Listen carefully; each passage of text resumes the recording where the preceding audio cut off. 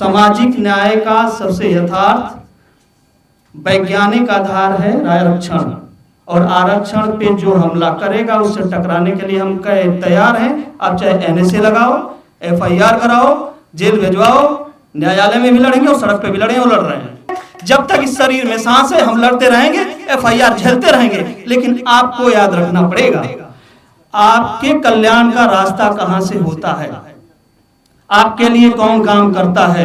ये ओबीसी समाज की कड़वी सच्चाई है और ये आपको स्वीकार करना पड़ेगा। और जब तक स्वीकार नहीं करेंगे, ऐसे हम कार्यक्रम करते रहेंगे, हम अपना काम नहीं छोड़ेंगे।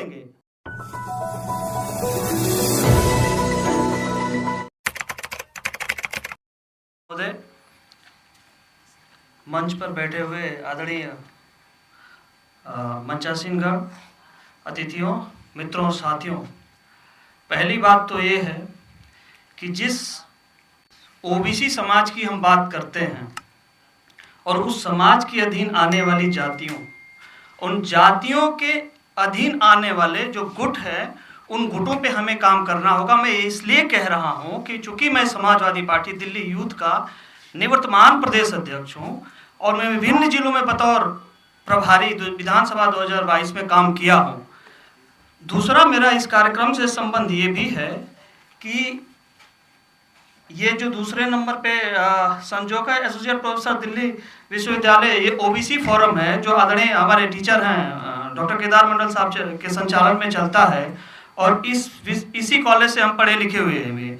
तो चूंकि हमारा इस जमीन से, इस हॉल से बहुत पुराना नाता है और चूंकि इस सर के टेलीफोन से हमारी कल बात हुई, हमने ये चर्चा किया कि सर हमें माइक्रो लेवल पे इस मुद्दे पे काम करना है। हमारा समाज सबसे ज्यादा है और सबसे ज्यादा इसी समाज का उत्पीड़न वो हर प्रदेशों में हो रहा है, अधिकतर बहुतायत में यही है। आए दिन, अभी 2-4 दिन पहले की एक छोटी सी घटना मैं अपने बारे में आप सबके सामने रखना चाहूंगा। सर, एक हमारे ही पिछड़े समाज को, सुहा समाज के लड़के को पुलिस ने उठा के 3 दिन तक पिटाई किया। एसपी को हमने फोन मिलाया, कहा कि महोदय 24 घंटे के अंदर में आपको कोर्ट के सामने भेजना होता है, अब क्या कर रहे हैं।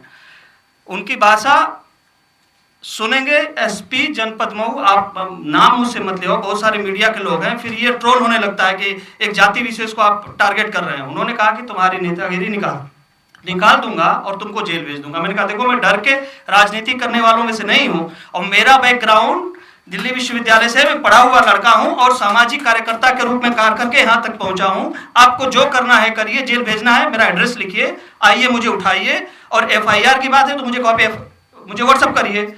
उन्होंने मुझे पे एफआईआर करा और उसमें एफआईआर में 419 लगाया, उसमें कहा कि मैं फर्जी प्रदेश अध्यक्ष हूं। हालांकि जिस जिले के हम लोग रिहायश होते हैं, हमारी पार्टी का एक पत्र वहां के जिलाध्यक्ष को जाता है, वहां के लोकल प्रशासन को जाता है, हमने उनको कॉपी भेजा, हमारे जिले के अध्यक्ष से उसने वेरीफाई करवाया कि ये है या नहीं है, लाइन पे लेके रखा, बावजूद इसके एफआईआर करवाया। ये ओबीसी समाज की कड़वी सच्चाई है और ये आपको स्वीकार करना पड़ेगा। और जब तक स्वीकार नहीं करेंगे, ऐसे हम कार्यक्रम करते रहेंगे, हम अपना काम नहीं छोड़ेंगे।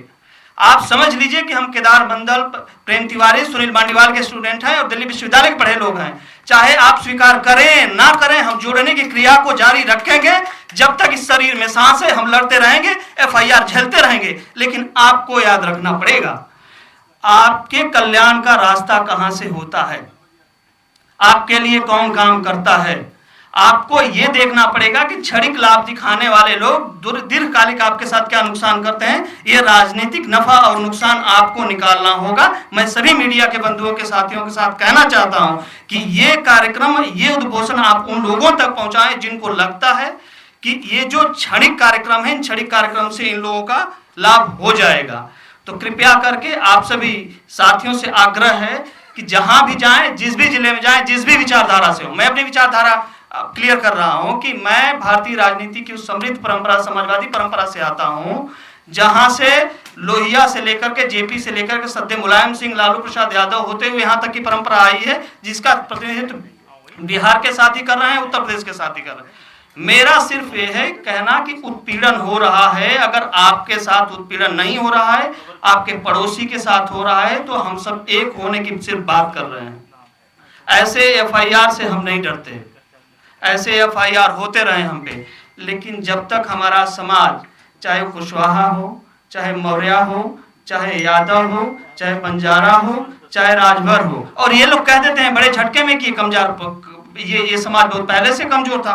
चूंकि मुझे समय का संकेत हो चुका है, लेकिन मैं एक 30 सेकंड में बात कहूंगा कि आप याद करिए, महाराजा सुहेलदेव कौन से, पाल कौन थे, गुप्ता कौन थे, मौर्य कौन थे, ये सारे राजवंश रहे हैं कि नहीं रहे हैं? तो हमारा समाज कमजोर कैसे हुआ है, हमको जवाब देकर कोई दिखाए।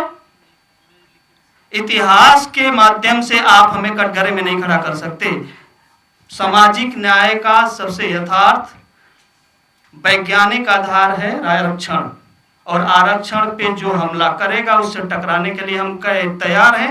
आप चाहे NSA लगाओ, FIR कराओ, जेल भिजवाओ, न्यायालय में भी लड़ेंगे और सड़क पे भी लड़ेंगे और लड़ रहे हैं। ऐसे लोगों से हम डरने वाले नहीं हैं।